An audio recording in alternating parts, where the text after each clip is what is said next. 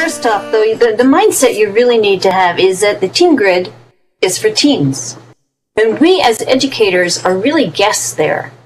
And if you take that mindset, you kind of get less aggravated, or the issues that you have to go through are a little less troublesome when you realize that you really are there as guests to work with the teens. In Ramapo, we are what is known as a private estate, which means that we are fairly invisible on the teen grid. The accounts that we create for our students will only allow them to log onto Ramapo Islands, and the rest of the teen grid cannot see us, nor exchange content with us, nor communicate with us. And this is a wonderful thing when you're standing in front of a school board and you need to say, yes, I can guarantee that your students are safe. However, if our goal is truly 21st century literacy, I mean, I hate to use that worn out term, but for lack of a better, we're missing out on this fabulous opportunity for global collaboration.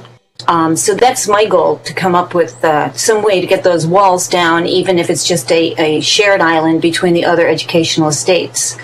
There are islands on the teen grid that are working with teens that are open. Islands such as Global Kids and I4U Alliance, where the adults are primarily locked down to the island, and they're clearly identified as adults. However, the teens from the teen grid can come and go as they wish to work with them with different projects. And so there are different opportunities and different approaches that you can use with working with teens on the teen grid.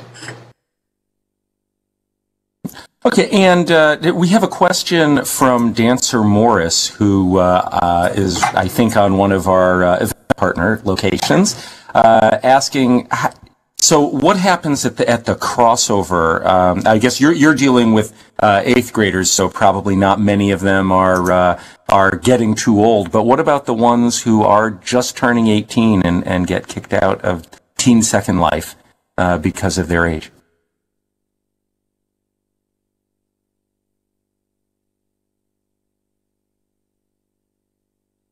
Oh, did I? There we go. Actually, we're dealing with 8th, 9th, 10th, and 11th grades now. We have about 1,200 student accounts.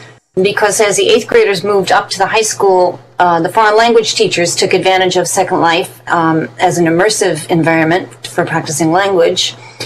And they decided that many of their classes had both 9th and 10th grade students, so we gave the 10th graders their accounts, and then this year they've all moved up a grade. So we're going to have to be facing that challenge of teen grid survival next year.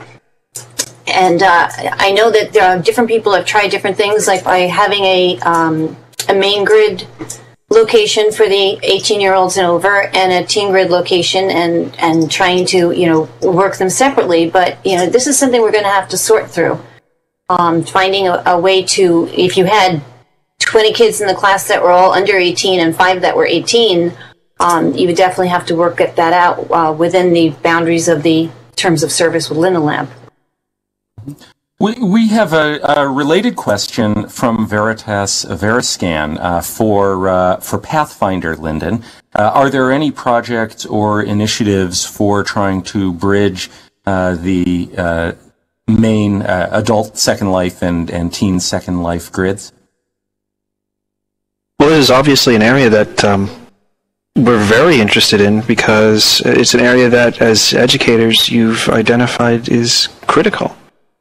I think, this is something that, as we move forward, we need to really think about, and we need to get feedback from as many different educators who have different ideas on the optimal way of working with students of mixed ages.